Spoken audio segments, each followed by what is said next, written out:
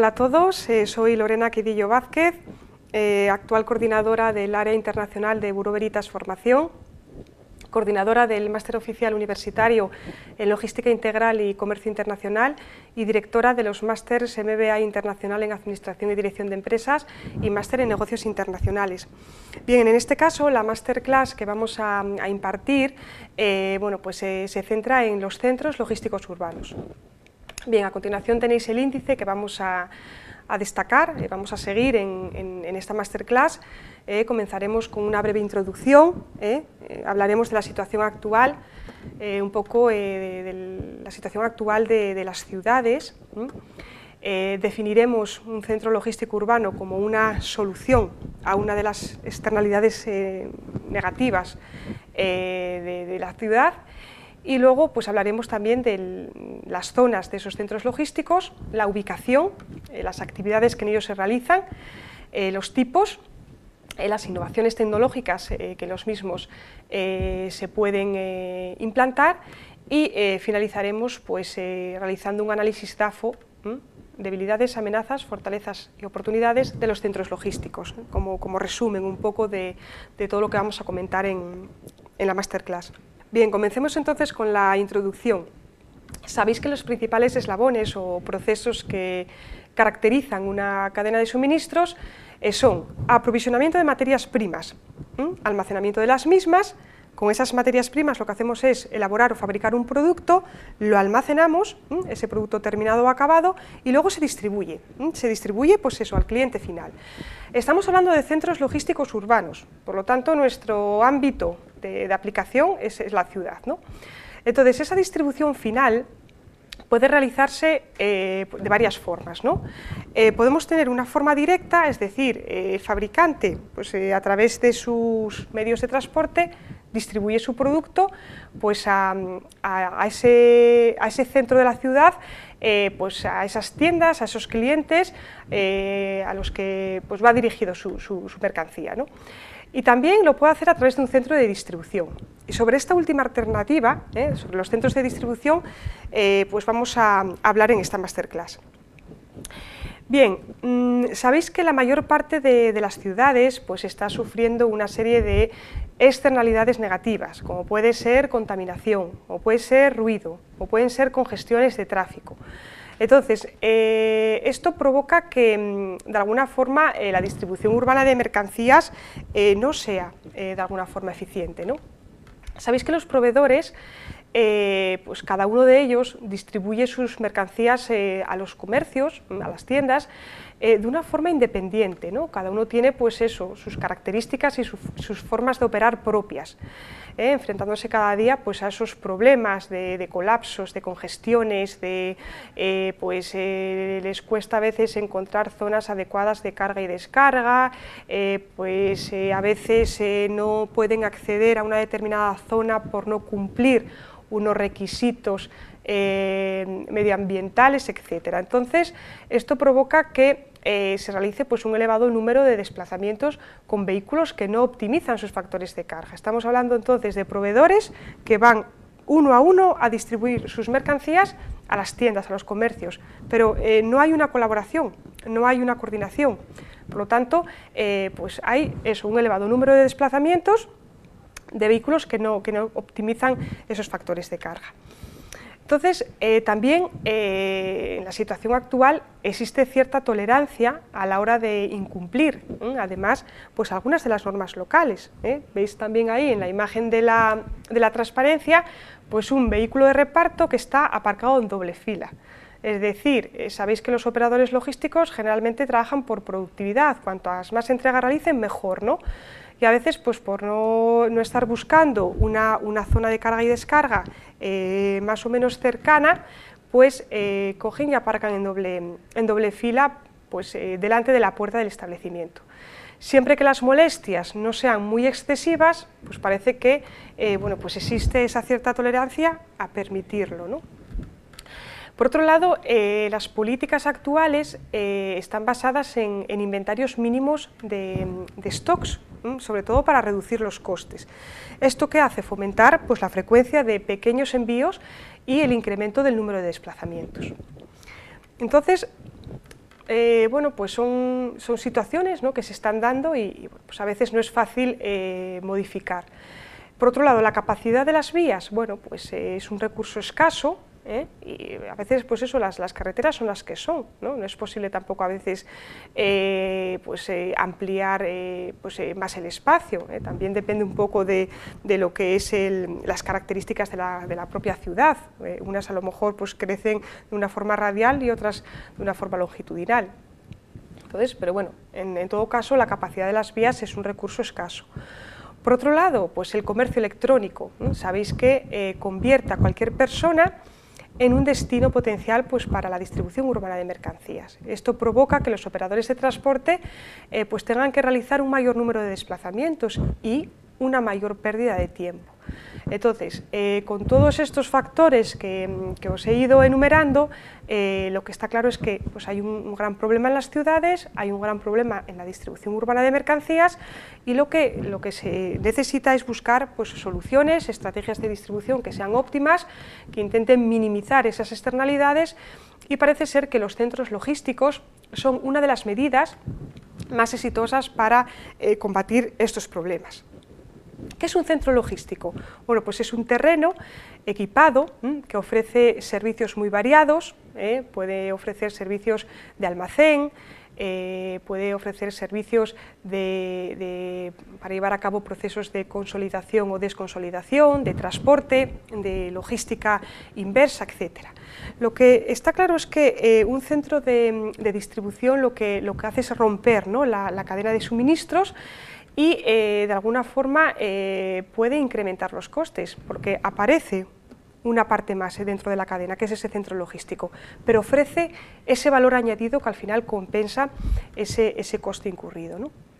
Entonces, como comentábamos, se considera pues, una de las medidas más exitosas para lograr una distribución eficiente de mercancías, y lo que se hace es, dentro del centro, se van recibiendo los flujos de mercancías de diferentes lugares, de diferentes proveedores. En ese caso se consolidan y luego se envían utilizando ya vehículos pues respetuosos con el medio ambiente, que pueden ser, por ejemplo, pues eso, vehículos eléctricos, híbridos, etcétera. Se reparten pues esas mercancías al centro de las ciudades y se permite racionalizar así el proceso de distribución de mercancías y mejorar la fiabilidad de reparto. Los productos que pueden ser almacenados en un centro, pues bueno, pueden ser de varios tipos. Podemos estar hablando de alimentos frescos, alimentos secos, ropa, paquetes, los productos de los canales Horeca, etcétera, ¿no? Y luego los vehículos gestionados por el centro, ¿no?, que generalmente pues, gestiona esa empresa del centro de distribución, pues hablamos de que son vehículos respetuosos con el medio ambiente y pues lo que intentan es optimizar tanto rutas como las cargas de los vehículos. Por lo tanto, pues llevan esas cargas completas que logran esos objetivos. Además, simplemente por ser vehículos gestionados por el propio centro de distribución o de consolidación, en muchos casos tienen pues, beneficios. Por ejemplo, pueden utilizar determinados carriles bus que les permitirá pues, llegar antes a sus destinos, reducir los tiempos de entrega y, bueno, por lo tanto, el sistema parece que resulta atractivo para los comercios minoristas que estén afiliados a ese centro. Luego también pueden tener incentivos especiales para los participantes, por ejemplo, se les puede permitir unos plazos de entrega especiales o pues, se les puede permitir que realicen entregas nocturnas o pues, ventanas temporales más amplias, ¿no?, que las que tendría un operador logístico normal, ¿no?, que no esté en este caso, que no pertenezca al centro. ¿Cuáles son las principales zonas de los centros logísticos? Bueno, pues depende también un poco del tipo de centro, pero algunas de las zonas o partes, ¿no?, que se pueden destacar son la zona para el movimiento de los vehículos, de mercancías, una zona para el estacionamiento de los mismos también, una zona para almacenar la mercancía, Luego zonas también de oficinas, pues en las que también se lleven a cabo otros servicios como talleres o reparaciones. Luego la zona de hotelería y de restauración, ¿no?, con sus cafeterías y demás. Y luego, bueno, pues también otros, dependiendo un poco de la situación estratégica de ese centro, que puede también permitir transferencias intermodales o bueno, pues llevar a cabo servicios bancarios, servicios de aduana o controles de sanidad. ¿Cuál es la ubicación estratégica, la que debería tener un centro logístico? Bueno, pues generalmente se localizan cerca de las áreas a las que van a servir. Puede ser una ciudad entera, puede ser su centro o un lugar específico de comercios, ¿no? De esta forma pueden estar situados en la periferia de las ciudades, generalmente cerca de los principales corredores viales y ferroviarios, o en el interior de las ciudades, como puede ser, por ejemplo, el caso de las microplataformas, ¿no? Llegan ahí pues todas las mercancías y luego ya estamos dentro de la ciudad, pues a veces se utilizan vehículos como pueden ser triciclos eléctricos, bicicletas eléctricas o incluso pues ir a pie con la carretilla, porque ya estamos cerca ya de las tiendas a las que vamos a abastecer. Son muy útiles en aquellas ciudades que poseen un centro histórico con una densidad de población elevada, ¿no?, y en la que pues hay pues una elevada frecuencia de entregas al centro de la ciudad. Hay muchas tiendas en las que pues, generalmente pues, aplican esas técnicas de reparto de just in time, justo a tiempo, y que requieren que se mueva mercancía de una forma continua. Las principales actividades que se realizan en los centros, bueno, pues ya viendo un poco el tema de las zonas, nos podemos hacer una idea, pero bueno, básicamente son gestión de mercancías, transferencias intermodales si estamos en una plataforma intermodal, ¿no?, si el centro está ahí situado, también procesamiento de pedidos, tema de almacenamiento de mercancías, adaptación de productos a los clientes finales, es decir, una especie también un poco de personalización de productos y luego del transporte. Los tipos, bueno, pues existen diferentes tipos, algunos de los principales se muestran a continuación, ¿no? Hablábamos de los centros logísticos que están situados en la periferia de las ciudades y, por ejemplo, pues eso, abastecen a una ciudad determinada. Luego también hay las microplataformas urbanas de distribución que distribuyen pues eso, productos a una zona determinada de la ciudad. Generalmente, en este caso, bueno, pues, hay un stock, un inventario reducido. Se utilizan pues eso, vehículos eléctricos, como pueden ser bicicletas o como pueden ser triciclos para ese tramo final, ¿no?, de última milla. Generalmente suelen estar situados en el centro de la ciudad y utilizar instalaciones reciclables, es decir, instalaciones pues, que antes de ser microplataforma no tenían ningún uso. Luego también están los parques logísticos, que son aquellos que dan pues, soporte logístico a un número determinado de empresas, ¿vale? Servicios de almacenamiento, de distribución, de transporte, etc. Luego también están los centros logísticos intermodales con ferrocarril, de carga aérea, también los ubicados en el aeropuerto, los que están en zonas portuarias, o bien luego ya los centros logísticos que se conocen como de megadistribución, porque están integrados, además de tener un centro de mercancías, pues tienen un interpuerto, es decir, la zona con el ferrocarril, tienen un parque logístico, tienen incluso un centro de carga aérea, etc. Esos son los principales tipos de centros logísticos, ¿no? Y bien, en relación a las innovaciones tecnológicas en los centros logísticos, pueden incorporar plataformas que permiten una transmisión de datos, de información entre lo que es la propia plataforma, los vehículos de reparto, de transporte, ¿no?, que están pues, repartiendo en las ciudades, y los propios operadores que trabajan en ese centro, en esa plataforma de distribución, ¿no? Es decir, todas las personas estarían involucradas en las entregas y estarían conectadas, ¿no?, a través de ese sistema. Bien, luego la información que se transfiere bueno, pues, puede ser de diferente pues, tipología, ¿no? Se relaciona pues, con la planificación de los viajes, bueno, pues, la trazabilidad de la mercancía, es decir, el seguimiento y la localización tanto de las mercancías como de los vehículos de reparto. También bueno, pues, se puede informar del estado de las zonas de carga y descarga, del tráfico de la ciudad en un momento determinado de tiempo. Y esto, de alguna manera, lo que tiene que facilitar es optimizar esas rutas a los transportistas para hacerlas más óptimas, incluso reajustarlas, ¿no?, en un momento determinado, pues por la situación de tráfico que pueda haber. Bien, eso en relación al tema de las innovaciones. Y luego ya para cerrar la presentación, ¿no?, hemos estado hablando de varias cosas, pero he elaborado un análisis DAFO, debilidades, amenazas, fortalezas y oportunidades de los centros logísticos. Entonces vamos a ir citando los puntos más importantes de estos centros de distribución.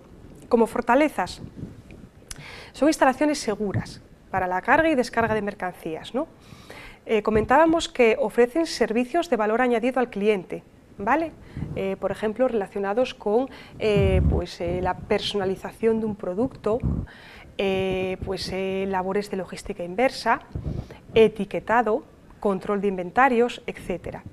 Decíamos que racionalizan el proceso de distribución de mercancías, mejoran la fiabilidad de reparto y reducen los fallos y los costes. Estamos hablando de generalmente empresas profesionales, ¿no?, con know-how en tema de distribución urbana de mercancías.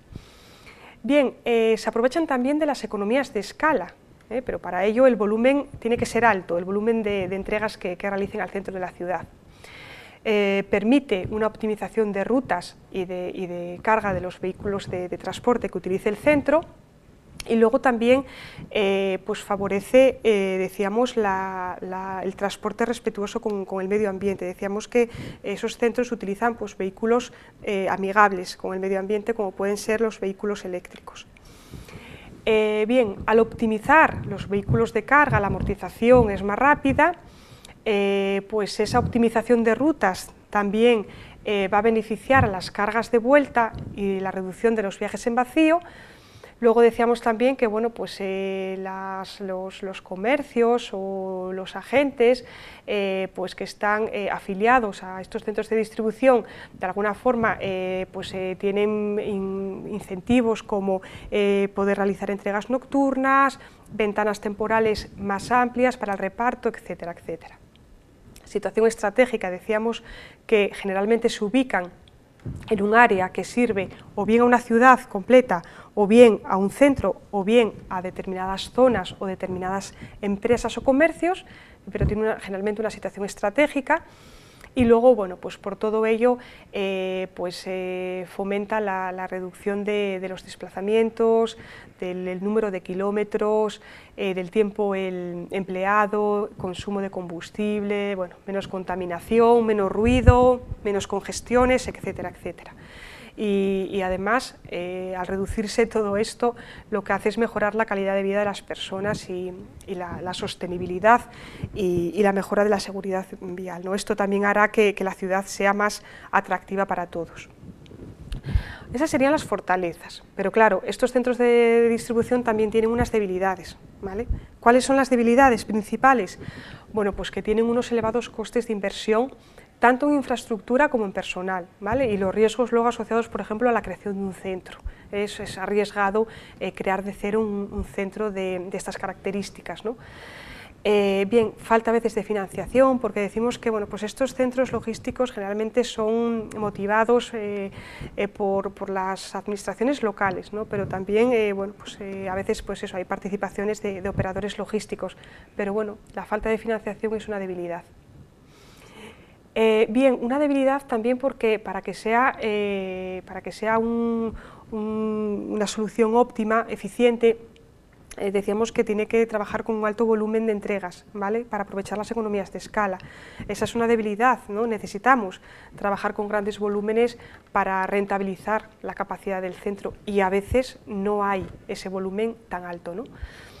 Bien, luego posible incertidumbre sobre quién es el responsable de un servicio, ¿no? Si hay algún tipo de problema con la carga, es decir, el fabricante ha acordado entregar un producto a un cliente, pero se rompe, ¿no?, la cadena de distribución. Decíamos que aparece el centro logístico, rompe la cadena, ya no va a haber un control directo de esa mercancía a lo largo de toda la cadena. Entonces, si hay un problema con un producto, ¿de quién es la responsabilidad? ¿Del propio centro o del propio fabricante? Bueno, hay dudas y en este caso se necesita un poco más de investigación para madurar estas soluciones.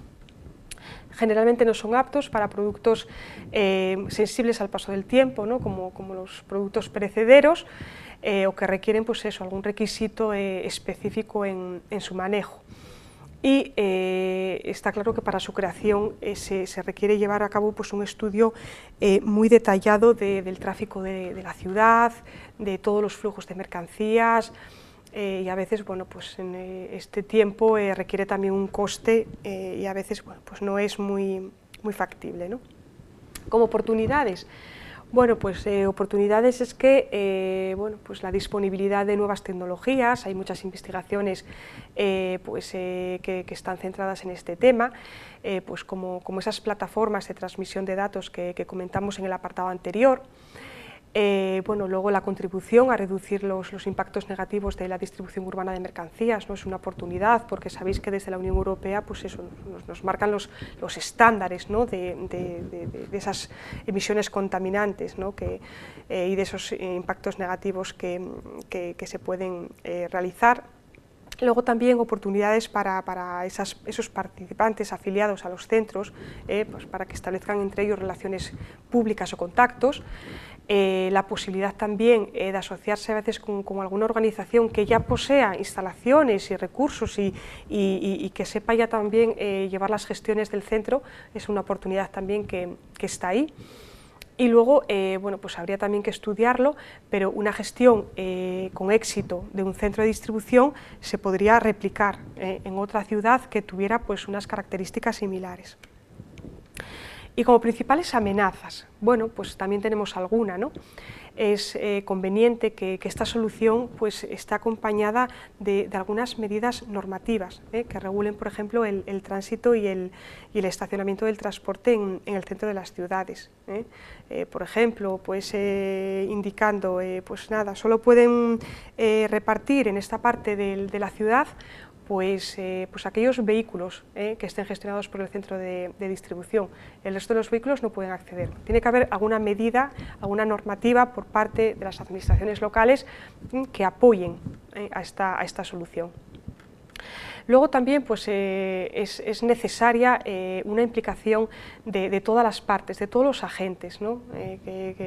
Administración local, empresa de transporte, los comerciantes, y pues a veces esa colaboración cuesta y no es fácil, por lo tanto también es tratado como una amenaza. Luego la necesidad también de cumplir, a veces con requisitos relativos al propio terreno donde está instalado el centro, y bueno, pues problemas también entre los socios. Yo también he leído pues, algunas experiencias de centros de distribución que no tuvieron éxito, pues porque, bueno, pues existían problemas serios entre los socios. La situación económica actual y que no ayuda, ¿no?, principalmente pues debido a esa falta de apoyo financiero, ¿no? Es una de las amenazas que también hay que tener en cuenta. Bien, luego lo que comentábamos, ¿no? Ese fabricante que comienza pues, su cadena de suministros pierde el control de sus productos, de sus mercancías, porque se rompe una vez que esas mercancías entran en el centro de distribución, ¿vale? Entonces hay esa ruptura entre proveedores y consumidores. Posible coste adicional, ¿vale?, y retrasos en las entregas puede pasar al incorporar un punto más en la cadena de suministros. Luego también el riesgo a la creación de monopolios y riesgo también, todo puede suceder, de que el personal encargado de gestionar la plataforma se convierta directamente en un competidor potencial y directamente pues, se lleva a nuestros clientes, ¿no? Esas serían las principales amenazas y con esto cerramos el análisis DAFO y la masterclass. Muchas gracias por vuestra atención.